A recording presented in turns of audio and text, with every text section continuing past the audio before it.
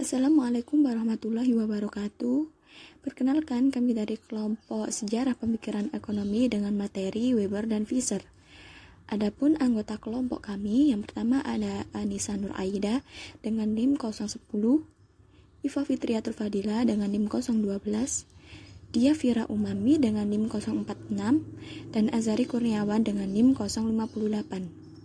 Maximilian Weber atau yang lebih dikenal sebagai Max Weber lahir pada tahun 1864 di Erfurt, Jerman. Weber tumbuh di lingkungan borjuis. Ayah Weber merupakan anggota Dewan Kota sekaligus politisi yang cukup terkenal. Sejak remaja, Weber sudah menunjukkan ketertarikannya terhadap dunia akademis. Weber mempelajari ilmu ekonomi, hukum, serta filsafat di Universitas Heidelberg, Berlin, dan Göttingen. Max Weber adalah seorang ahli politik, ekonom, geograf, dan sosiolog dari Jerman yang dianggap sebagai salah satu pendiri awal dari ilmu sosiologi dan administrasi negara modern. Karya utamanya berhubungan dengan rasionalisasi dalam sosiologi agama dan pemerintahan. Meskipun ia sering pula menulis di bidang ekonomi, karya yang paling populer adalah esai yang berjudul Etika Protestan dan Semangat Kapitalisme, yang mengawali penelitiannya tentang sosiologi agama. Esai Weber, Etika Protestan dan Semangat Kapitalisme, atau dalam bahasa Jerman, yaitu Die Protestantische Ethik an der Geist des Kapitalismus, adalah karyanya yang paling terkenal. Dikatakan bahwa tulisannya ini tidak boleh dipandang sebagai sebuah penelitian mendetail terhadap Protestanisme, melainkan lebih sebagai perkenalan terhadap karya-karya Weber selanjutnya, terutama penelitiannya tentang interaksi antara berbagai gagasan agama dan perilaku ekonomi. Weber menulis bahwa kapitalisme berevolusi ketika etika Protestan, terutama Calvinis dan Puritan, mempengaruhi sejumlah orang untuk bekerja dalam dunia sekuler, mengembangkan perusahaan mereka sendiri dan turut serta dalam perdagangan dan pengumpulan kekayaan untuk investasi. Dengan kata lain, etika Protestan adalah sebuah kekuatan belakang dalam sebuah aksi massal yang tak terencana dan tidak terkoordinasi yang menuju ke pengembangan kapitalisme.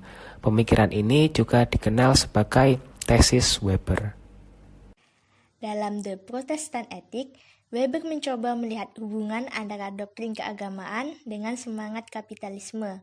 Data statistik yang berhasil Weber kumpulkan menunjukkan bahwa mayoritas pemilik modal, pemimpin perusahaan, serta tenaga kerja ahli di Jerman pada masa Weber merupakan pengikut ajaran Kristen Protestan.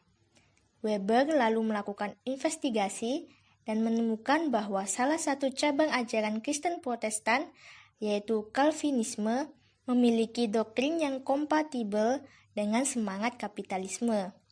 Menurut Weber, doktrin Calvinisme yang dibawa oleh Richard Baxter, penerus John Calvin, syarat dengan etos keduniawian yang mendorong pemeluknya untuk bekerja dan mengumpulkan kekayaan sebanyak-banyaknya.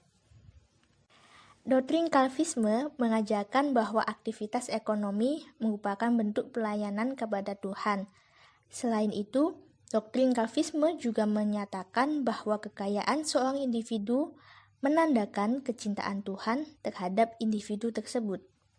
Hal inilah yang menyebabkan pemeluk ajaran Calvinis berlomba-lomba mengumpulkan kekayaan untuk membuktikan rasa cinta Tuhan atas dirinya. Lewat The Protestant Ethic, Weber menyatakan bahwa selain hasrat untuk menjadi kaya dan juga perkembangan teknologi, motivasi internal yang berasal dari nilai-nilai tertentu, dalam kasus ini adalah nilai agama, juga turut berperan dalam mengembangkan semangat kapitalisme. Max Weber menjadi salah satu tokoh yang berkontribusi dalam penelitian bidang ekonomi, terutama dalam hal tentang paham kapitalisme di dalam ekonomi. Peran Max Weber cukup membantu perkembangan ekonomi kapitalisme, dan melalui karya-karyanya, kita dapat belajar mengenai hubungan agama dengan perekonomian. Irving Fisher lahir di bagian utara New York pada tahun 1867. Ia memperoleh pendidikan eklektik di Yale, mempelajari sains dan filsafat. Dia menerbitkan puisi dan karya tentang astronomi, mekanika, dan geometri, tetapi konsentrasi terbesarnya adalah pada matematika dan ekonomi. Irving Fisher adalah salah satu ekonom matematika terbesar Amerika dan salah satu penulis ekonom paling jelas sepanjang masa.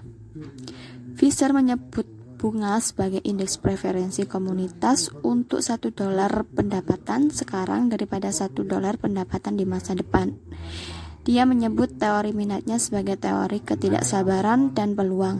Tingkat bunga, Fisher mendalilkan hasil dari interaksi dua kekuatan, yaitu preferensi waktu yang dimiliki orang untuk modal sekarang dan prinsip peluang investasi, bahwa pendapatan yang diinvestasikan sekarang akan menghasilkan pendapatan yang lebih besar di masa depan. Fisher mendefinisikan modal sebagai aset yang menghasilkan aliran pendapatan dari waktu ke waktu. Aliran pendapatan berbeda dari persediaan modal yang menghasilkannya, meskipun keduanya dihubungkan oleh tingkat bunga.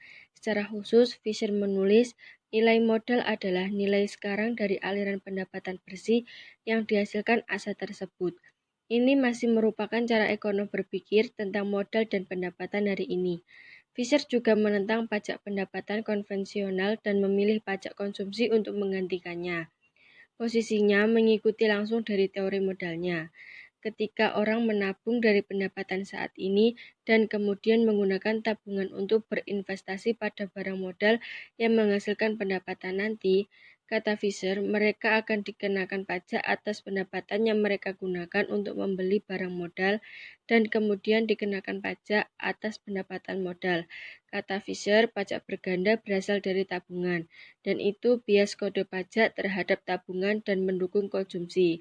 Alasan Fisher masih digunakan oleh para ekonom saat ini dalam mengajukan kasus pajak konsumsi. Fisher adalah pelopor dalam konstruksi dan penggunaan indeks harga. James Tobin dari Yale menyebutnya pakar terbesar sepanjang masa dalam hal angka indeks. Fisher juga ekonom pertama yang membedakan dengan jelas antara suku bunga real dan nominal. Dia menunjukkan bahwa tingkat bunga real sama dengan tingkat bunga nominal dikurangi tingkat inflasi yang diharapkan, maka tingkat bunga real hanya 5%. Fisher menyusun teori kuantitas uang yang lebih modern, yaitu monetarisme, daripada yang telah dilakukan sebelumnya.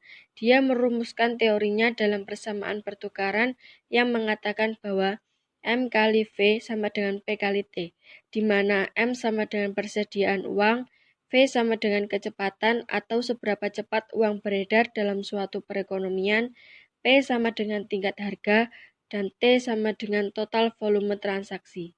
Sekian pemaparan materi dari kelompok kami. Terima kasih. Wassalamualaikum warahmatullahi wabarakatuh.